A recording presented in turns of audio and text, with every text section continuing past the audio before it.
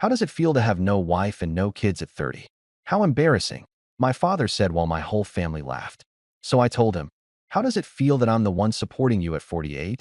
By the way, starting tomorrow, you'll be paying your own bills. My name is Dean. I'm 30. I own a small gas station off Route 17, the one with the flickering O in open that I keep meaning to fix but never do because there's always something more urgent. Broken card reader, leaky roof over pump 3, a regular who needs a jump at 2 a.m.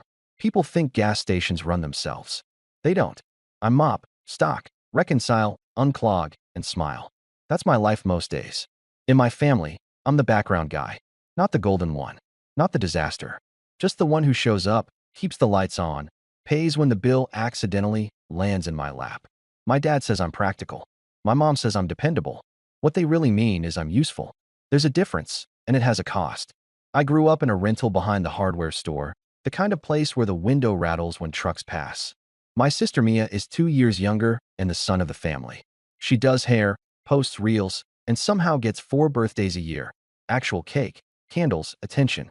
If Mia needs a deposit for a new chair at her salon, we all rally. If I need a day off after a 12-hour shift, I'm told I'm lazy. That's the balance. At the station, I like the quiet right before dawn when the coffee's fresh and the air is cold. I count the drawer, check the cameras, and listen to the hum of the coolers. It feels like possibility. Then my phone starts buzzing and the spell breaks. Dad, swing by tonight. Family dinner. No details. It's never really an invitation. It's roll call. I go anyway, because ignoring it just makes the next dinner worse. Dinner means my parents' house, a narrow place with a too loud TV and a table that's always sticky at the edges. Mia arrives late with a laugh big enough to fill the room. Dad's already 2 beers in, telling the same story about that one time he almost bought a franchise. I bring a pie nobody eats. I sit. I listen. I nod. When there's a lull, Mom aims the old questions at me. Still single? Still at the gas station? She says it like a stage whisper, like she's warning me about myself. I shrug. Yeah, it pays the bills. Whose? Dad says, and grins at his own joke. We move through plates. We move through little cuts. Mia talks about a new balayage technique, like she invented hair. Dad laughs too loud, glancing at me to make sure I know I'm supposed to laugh too. I'm good at taking the hit and letting it pass. I was taught early, don't make it a thing. After dessert, Dad leans back, hands on his stomach, and looks at me like I'm a TV he's bored of. He goes for the line, casual and sharp. How does it feel to have no wife and no kids at 30? How embarrassing, he says. The room laughs. Not big, not mean, just easy. The kind of laugh that says, we know the script. We know your role. I stare at my slice of untouched pie and feel my jaw lock. I swallow. Something tight and old moves in my chest. I don't blow up. I don't storm out. I file it away the way I always do. But this time, the drawer won't close. I smile without teeth. Good pie, I say, and stand to clear the plates. That's my cue. That's my part. But inside, a new voice whispers, this is going to change. Soon. I didn't plan on owning a gas station. It started with graveyard shifts at a 24/7 place off the highway when I was 19, just a job to keep me moving after Dad's hours got cut and we needed help with rent. I learned the rhythm fast. Truckers at 3 a.m., high schoolers buying energy drinks like their medicine, the occasional tweaker who wants to trade a car jack for cash. You keep your head. You keep your hands visible. You keep receipts. After a few years, the owner wanted out. I knew the numbers better than he did. I bought the place with a small business loan and a handshake deal on the inventory. The day I got the keys, I cried in the office bathroom. Not because I was happy, because I was terrified. The station took everything. I fixed what I could and patched what I couldn't. I learned to order fuel like a gambler. How much risk you take depends on what you believe about next Tuesday. When credit card fees went up, my profit margins blinked out like bad neon. When the summer storms rolled in, I was on the roof with a tarp while thunder crawled across the sky. Still, I kept it alive. I made payroll. I paid suppliers. And when Dad's truck needed a new transmission and Mia's salon chair deposit bounced, I paid that too. Just till Friday, they said. Friday is a long word in my family. Mia's the golden one. I told you that. She never asked to be, and yet she never said no to it either. At gatherings, Mom brags about her entrepreneur spirit.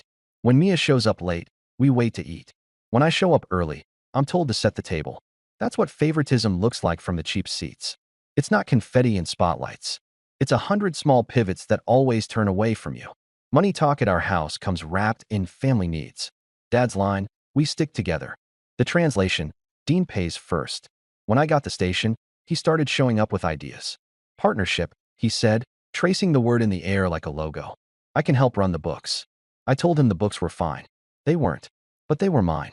He didn't like that answer. He said I was ungrateful. I said I was busy. We both weren't wrong. Then there was the thing with Mia's tax debt. She forgot to file for 2 years, and when the letter came, she looked at me with eyes like a kicked dog. They'll garnish, she said, as if the IRS was a mean teacher and I was the hall pass. I paid the minimum to stop the bleed. I'll pay you back, Deanie, she said, sweet and fast. 3 months later, she posted new mirrors for the salon. No mention of me. My parents keep a scoreboard you can't see. Every ride, every bag of groceries they bought me when I was 18 is still on it. We did a lot for you, Mom says when I hesitate to cover a bill. She says it softly, like a pillow over the mouth. She's not wrong. They did what they could. But in our house, help is a loan with no paperwork and heavy interest. It got worse last winter. Dad hurt his back at work. He was out for a month. He didn't tell me until his landlord called me directly. You're the contact on the file, the landlord said. I didn't even know I was a contact on anything. They're behind, he added. 3 weeks. I covered it because I couldn't stand the thought of my mom packing boxes in the rain. I told myself it was a one-time thing. It never is. Every time I ask for space, I'm told I'm dramatic. Every time I say no, I'm told I'm petty. At Mia's birthday, when I asked Dad to stop calling me depressing in front of the cousins, he said I couldn't take a joke. When I brought a bottle of decent whiskey and nobody opened it, I felt 16 again, holding a perfect report card while everyone cooed over Mia's new nails. It sounds small written out. Small things stack. At the station, the pressure turned into numbers, delayed deliveries because I pushed a supplier too long, an NSF fee because a surprise autopay hit the account the same day Mia borrowed $600 for product, a chargeback from a guy who claimed he didn't buy $80 in diesel even though I watched him do it. On a Tuesday, my card processor threatened to raise my rate if my dispute ratio didn't improve. On a Thursday, my dad texted, "Your mother's phone bill. Fix it." No please. No context. Just fix it. I stared at the text until the screen dimmed. I started keeping count because feelings felt slippery. In 90 days, my family called me 112 times. 86 were about money. 14 were about a ride, a pickup, a couch to nap on after a fight. 12 were how are you? Only 3 waited for the answer. The final straw before everything blew was a Sunday dinner that turned into a budget meeting without my consent. I walked in to find an actual notepad on the table labeled Dean's contributions, with columns and percentages like I was a grant. Dad had written in block letters. Rent 40%, utilities 35%, family phone plan 100%. You use it too, he said. Mia's business loan 25%, just temporary. And a line at the bottom. Emergency fund, family. I read it twice, then looked up. What is this? I asked. Dad shrugged. We're organizing. You want to be taken seriously? Be serious. I own a business, I said, and heard how defensive it sounded. I am serious. Then act like it, he said. You've been blessed. Share the blessing. Mia watched me with her chin tilted up like she was on a reality show. It's not a big deal, Deanie. You make good money. I laughed. It sounded like a cough. Do I? You're always at that station, Dad said. Don't tell me you're broke. That was the thing. I wasn't broke. I was compressed. There's a difference between not having money and not being allowed to keep it. I went home that night with a list in my pocket and a throb behind my eyes. It happened 3 weeks later at a barbecue that was supposed to be just family. The grill was going. The cousins were there. Music too loud for the tiny yard. Mia's new boyfriend had an opinion about everything. He called my station cute. I smiled and poured him a soda. I counted the hits and let them pass. Then Dad found an audience for his favorite game. Compare Dean to everyone else. Look at your cousin Rob, he said, pointing with his beer. Wife, 2 kids, mortgage, real life. Dean, still playing shopkeep. Dad, I said, a warning in my voice. He waved me off. I'm making a point. About me? I asked. Or about you? He smirked. How does it feel to have no wife and no kids at 30? How embarrassing. He delivered it like a punchline he'd been saving. The whole table laughed because laughing was easier. I stood there holding the ketchup like a prop. Something in me leveled out. Not fire. Not ice. Just clear.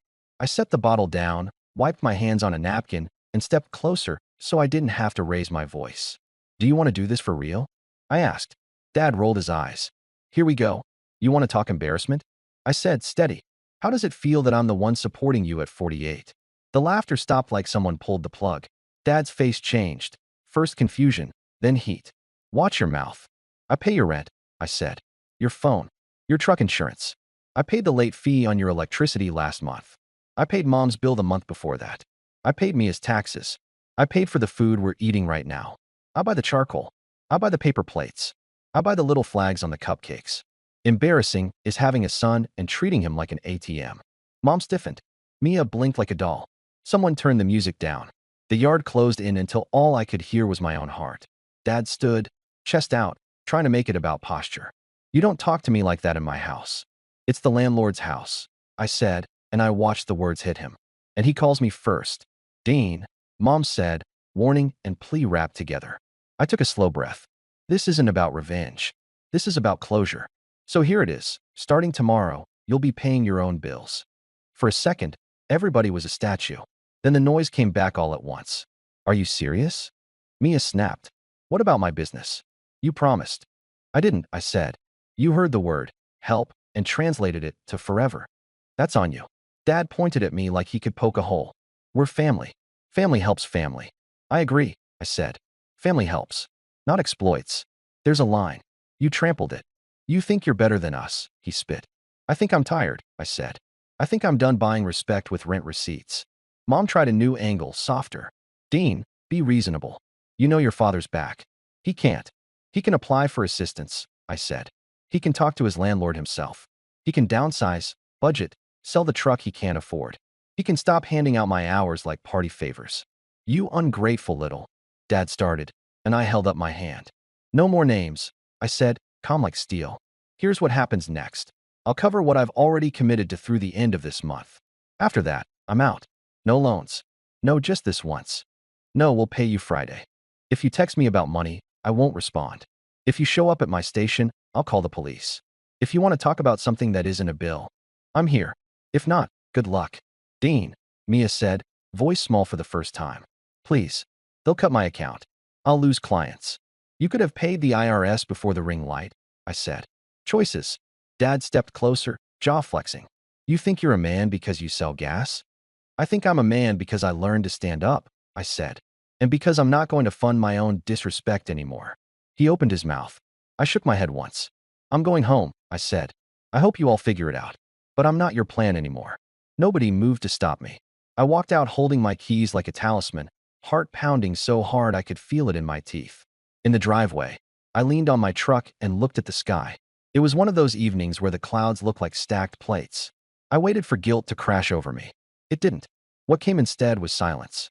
I didn't recognize it at first. It was mine. I stuck to it. The next morning, my phone lit up the way a slot machine does in movies. Buzz after buzz, banner after banner. I turned it face down on the counter and brewed coffee. I took my time.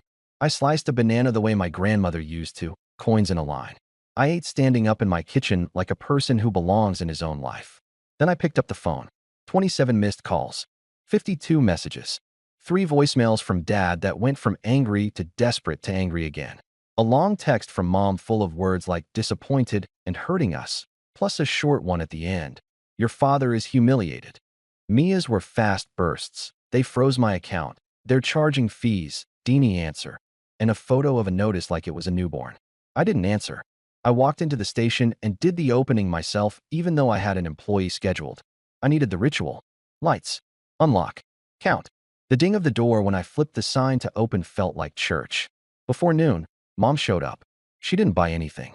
She stood in front of the counter with her hands clasped like she was praying at me. Dean, she said, quiet. We can't do this. You mean? I can't, I said, and kept my voice even. But I can. And I'm going to.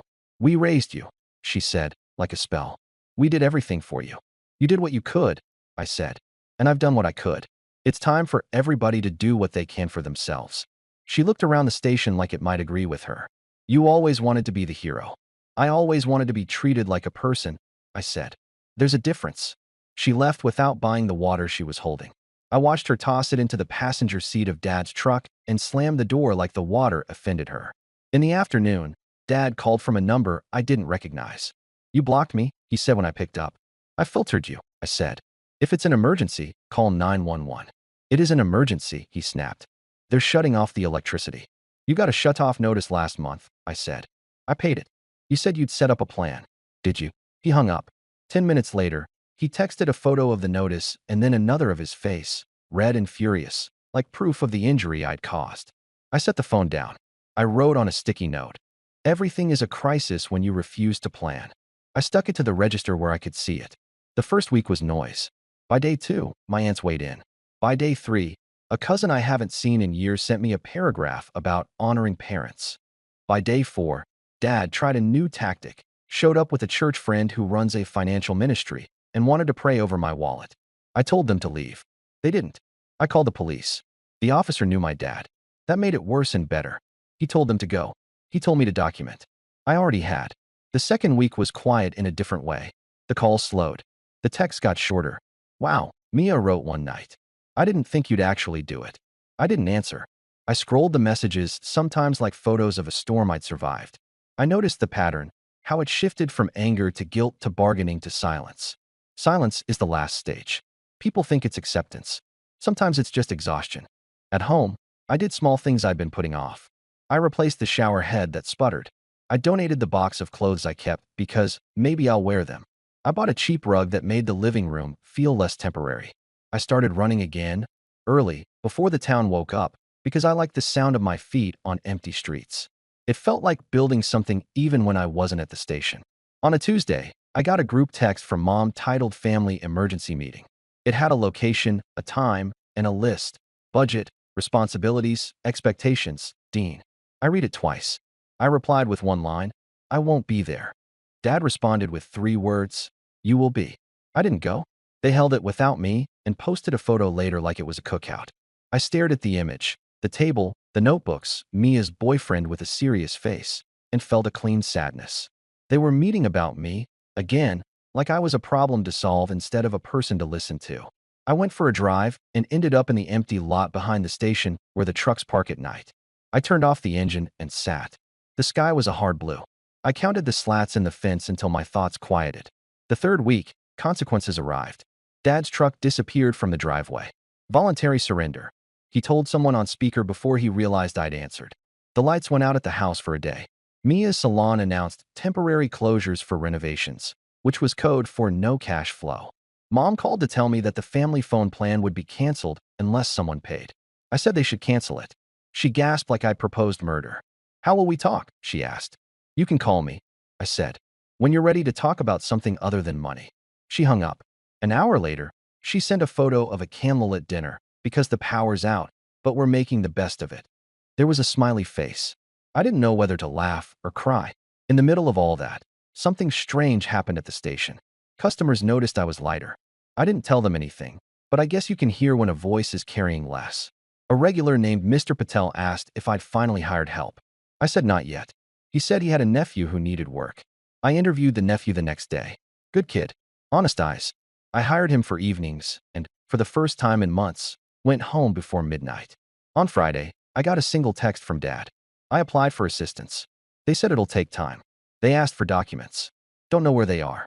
I could read the humility he didn't know how to show. I typed and deleted 3 replies. Finally, I wrote, "Ask the caseworker for a checklist. Ask them to repeat anything you don't understand. Bring a notebook. Write it down. You can do this." He didn't respond. That was okay. The point wasn't applause. The point was capacity. The missed calls and unread messages became a kind of symbol. I didn't delete them. I let them sit like proof of a line drawn in permanent marker. Some nights I scrolled to the beginning, to the barbecue, to the jokes, to the laugh that wasn't a laugh at all. I didn't brood. I observed. I drank water. I slept. On Sunday, I skipped dinner on purpose. I made pasta at home and ate it on the floor because my new rug made the floor feel like a couch. My phone buzzed once, a photo of the table without me, and then it didn't. The silence on the other side felt like a room I could finally enter. I'm not going to lie and say everything is fixed. It isn't. Dad still thinks respect should come with fear. Mom still talks in circles when she wants something. Mia still posts, "Boss babe," quotes, and forgets to pay taxes. They're themselves. I'm myself. The difference is I finally let that be true without paying for it. What changed in me isn't anger. It's boundaries. I say no without a speech. I say yes when it's clean. If dad asks for advice, I give it. If he asks for money, I don't. If Mia wants me to co-sign anything, I won't. If mom starts the "we did everything" script, I end the call. Not with cruelty, with practice. This isn't about revenge, I told dad that night, and it still isn't. It's about closure. Closure is boring from the outside. It's receipts in a folder, a calendar reminder to reconcile on Thursdays, a list on the fridge that says sleep, water, laundry, run. It's making a sandwich and eating it slowly. It's understanding that family is not a password that unlocks your bank account. It's recognizing that love without respect is just need wearing your face. A week ago, Dad texted a photo of a rental sign in front of a smaller place. Might apply, he wrote. No exclamation points. No guilt. Just a thing he was doing. I told him the application fee was sometimes negotiable. He said, okay. That was it. It felt bigger than it looked. The moral is simple, because simple is all I can maintain. You don't owe anyone your ruin. You can love people and still refuse to finance the disrespect they serve you with a smile. I'm the same man I was before, gas station owner, early mornings, coffee that's too strong. The difference is I'm not a background character paying for the scene. I'm in it. I'm speaking. And when someone laughs at a line that cuts me, I don't pick up the plates anymore. I pick up my keys. I go home. I build a life that fits.